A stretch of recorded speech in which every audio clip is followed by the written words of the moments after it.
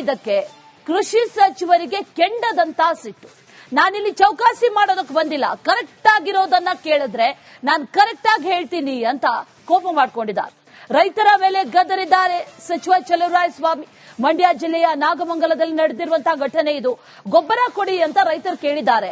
ಆ ರೀತಿ ಕೇಳಿದಂತ ರೈತರ ಮೇಲೆ ಸಚಿವರು ಸಿಟ್ಟಾಗಿದ್ದಾರೆ. ರಾಜ್ಯಾದ್ಯಂತ ಗೊಬ್ಬರದ ಅಭಾವ ಇದೆ, ಅದನ್ನ ಖುದ್ದು ಹೇಳಲಾಗ್ತಾ ಇದೆ. ಸರ್ಕಾರವೂ ಕೂಡ ಹೇಳಿದೆ. ಆ ಅಭಾವದ ಬಗ್ಗೆ ಪ್ರಶ್ನೆ ಮಾಡಿದ್ರೆ ಕೋಪ ಯಾಕೆ ಸ್ವಾಮಿ? ರೈತರ ಮೇಲೆ ಗದರಿದ್ದಾರೆ ಈಗ ಸಚಿವ ಚಲುವರಾಯಸ್ವಾಮಿ. ಗೊಬ್ಬರ ಕೊಡಿ ಅಂತ ಕೇಳಿದ್ದಾನೆ. ಸರಿಯಾದ ಪ್ರಶ್ನೆ ಕೇಳಿದ್ರೆ ಸರಿಯಾದ ಉತ್ತರ ಕೊಡ್ತೀನಿ ಅಂದಿದ್ದಾರೆ. ಕೃಷಿ ಸಚಿವರಿಗೆ ಕೇಳಿದಲ್ವಾ, ಸರಿಯಾದ ಪ್ರಶ್ನೆ ಅಲ್ವಾ ಅನ್ನುವಂತ ಪ್ರಶ್ನೆ.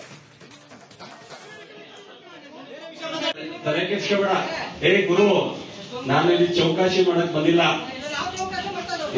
ಕೇಳ್ರಿ, ಸುಮ್ನೆ ಕರೆಕ್ಟ್ ಆಗಿರೋದು ಕೇಳು, ಕರೆಕ್ಟ್ ಆಗಿ ಉತ್ತರ ಕೊಡ್ತೀನಿ. ಸುಮ್ನೆ ಏನೇನೋ ಮಾತಾಡಿದ್ರೆ ಪಕ್ಕದಲ್ಲಿ ಕೂತ್ಕೋ, ಆಮೇಲೆ ಮಾತಾಡಿವಂತೆ. ಯಾವಾಗಲ್ಲ ಗೊತ್ತಾಯ್ತಾ? ಪ್ರತಿ ಮನೆಗೆ 2,000 ರೂಪಾಯಿ ಈ ತಾಲೂಕಿಗೆ 300 ಕೋಟಿ ಕೊಡ್ತಾ ಇದ್ದೀವಿ ಪ್ರತಿ ವರ್ಷ. ತಮಾಷೆ ಹೇಳೋದಲ್ಲ. ರಮೇಶ ಬಿಡ, ಮಾತಾಡ್ಕೊಳ್ಳಿ ಬಿಡ, ಮಾತಾಡ್ಕೊಳ್ಳಿ ಬಿಡ ಬಿಡಮ್ಮ. ನೋಡು ಗುರು, ಪ್ರಪಂಚದಲ್ಲಿ ಒಳ್ಳೆಯದು ಕೆಟ್ಟದ್ದು ಎಲ್ಲರೂ ಮಾತನಾಡೋರು ಇರ್ತಾರೆ. ಎಲ್ಲ ಕೂತ್ಕೊಂಡು ಸುಮ್ಮನೆ ಏನು ಮಾಡಕ್ಕಾಗಲ್ಲ. ಅವ್ರಿಗೆ ಹೊಟ್ಟೆ ತುಂಬಾ ಅವ್ರು ಕೇಳಿದ್ದೆಲ್ಲ ಕೆಲಸ ಕೊಟ್ಟರು ಮಾತನಾಡೋದನ್ನ ಯಾರು ನಿಲ್ಸಕ್ಕಾಗಲ್ಲ. ಕೆಲವು ಬುದ್ಧಿ ಏನು ಮಾಡಕ್ಕಾಗಲ್ಲ.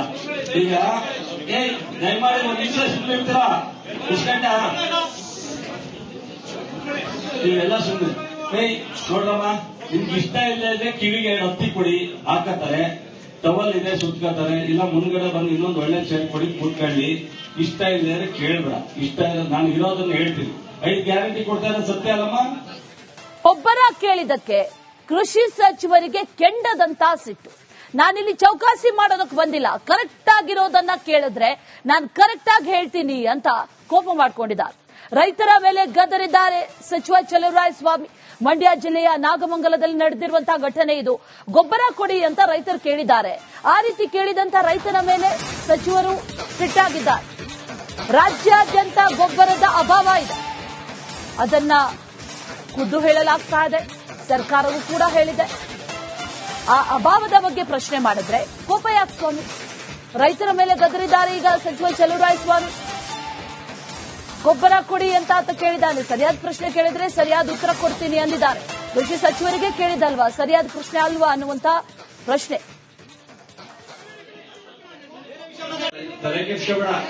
ಗುರು, ನಾನು ಇಲ್ಲಿ ಚೌಕಾಸಿ ಮಾಡಕ್ ಬಂದಿಲ್ಲ.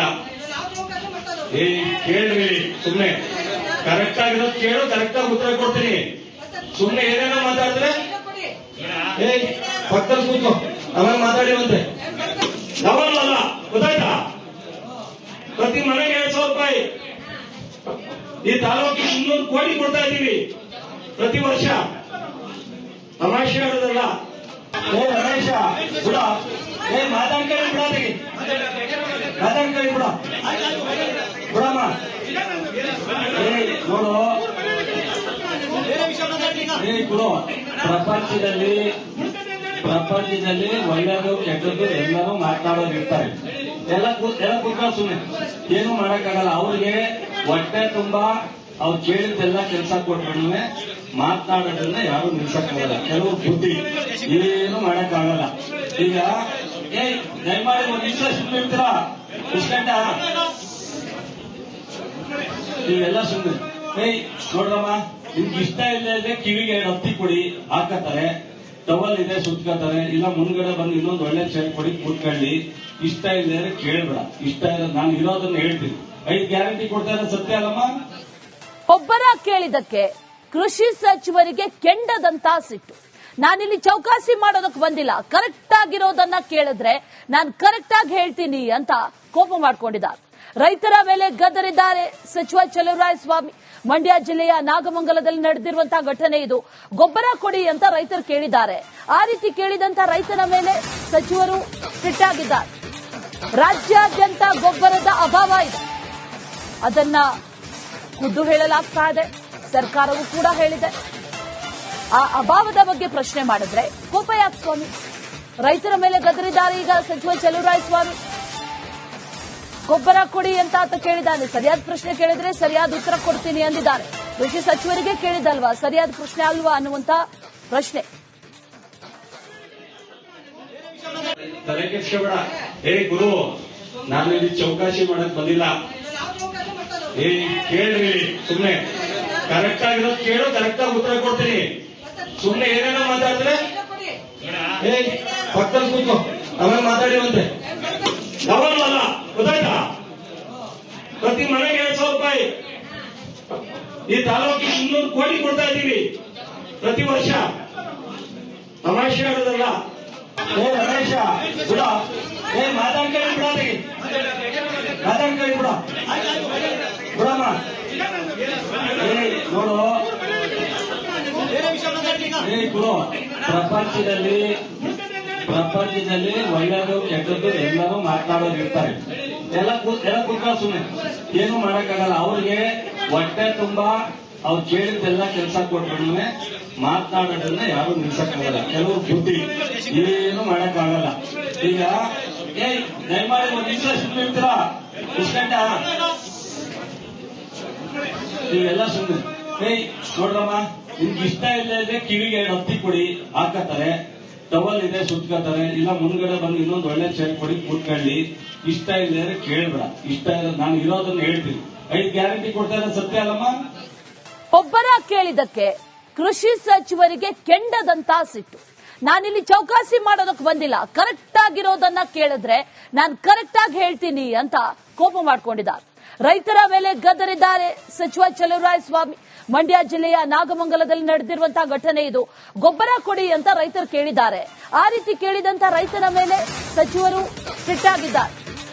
ರಾಜ್ಯಾದ್ಯಂತ ಗೊಬ್ಬರದ ಅಭಾವ ಇದೆ, ಅದನ್ನ ಖುದ್ದು ಹೇಳಲಾಗ್ತಾ ಇದೆ. ಸರ್ಕಾರವೂ ಕೂಡ ಹೇಳಿದೆ. ಆ ಅಭಾವದ ಬಗ್ಗೆ ಪ್ರಶ್ನೆ ಮಾಡಿದ್ರೆ ಕೋಪ ಯಾಕೆ ಸ್ವಾಮಿ? ರೈತರ ಮೇಲೆ ಗದರಿದ್ದಾರೆ ಈಗ ಸಚಿವ ಚಲುವರಾಯಸ್ವಾಮಿ.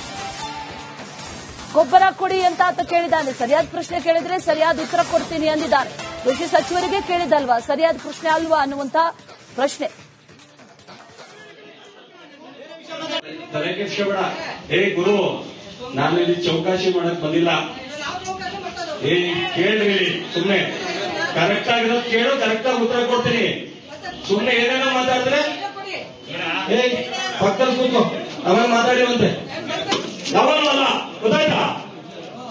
ಪ್ರತಿ ಮನೆಗೆ 2,000 ರೂಪಾಯಿ, ಈ ತಾಲೂಕಿಗೆ 300 ಕೋಟಿ ಕೊಡ್ತಾ ಇದ್ದೀವಿ ಪ್ರತಿ ವರ್ಷ.